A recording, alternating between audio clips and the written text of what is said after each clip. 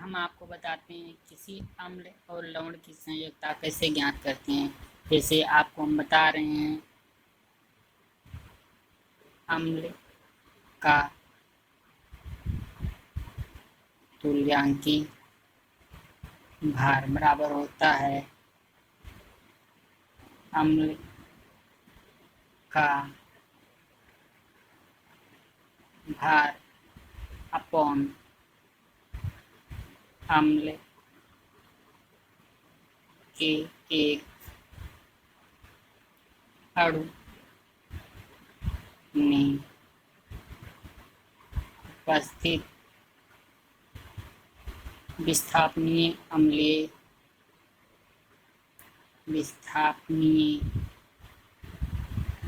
अम्लीय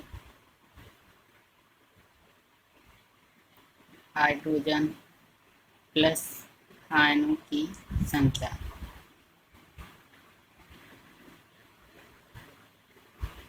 सर हमें थोड़ी सी प्रॉब्लम है जिस कारण से ये छोटे छोटे लिखने पर प्रॉब्लम हो रही है सर। अब हम एग्जाम्पल देखते हैं। एग्जाम्पल जैसे मैंने सबसे पहले ज्ञात कर रहा है HCl को ऐसे लिखते हैं H+Cl निगेटिव। तो अब हम देखेंगे इसमें सबसे पहला कॉन्सेप्ट हमने अभी आपको थोड़ी देर पहले बताया था। हाइड्रोजन का परमाणु भार कितना होता है 1 प्लस क्लोरीन का परमाणु भार होता है 35.5 इक्वल टू 36.5 हो रहा है।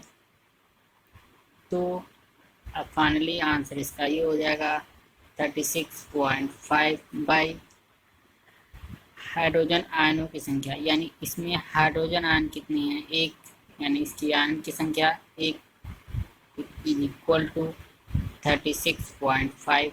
ये हो जाएगा इसका फाइनली आंसर। इसी तरीके से आप H2SO4 का भी ज्ञात कर सकते हैं। जैसे हमने H2SO4 का ज्ञात करा H2 प्लस SO4, इस पर डबल नेगेटिव, इस पर 1 पॉजिटिव। तो अब हम आपको दिखाते हैं, यानी कि H2SO4 की एटॉमिक वेट 98/2। अब हम इसको फिर कट करते हैं डिवाइडेड बाय 49।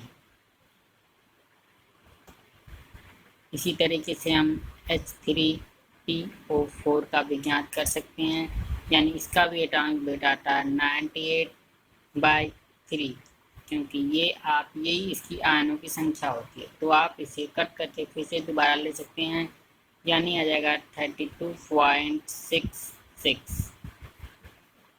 इस तरह आप CH3COOH इक्वल टू, इसका भी एटॉमिक वेट आता है 60/1 इज इक्वल टू 60। ये हो गया इसका फाइनली आंसर। ये होता है नेक्स्ट कॉन्सेप्ट। अब हम आपको बताएंगे लवण का अणुभार। लवण का अणुभार अपॉन आयन पर उपस्थित कुल धनावेश। आयन पर उपस्थित कुल धनावेश व ऋणावेश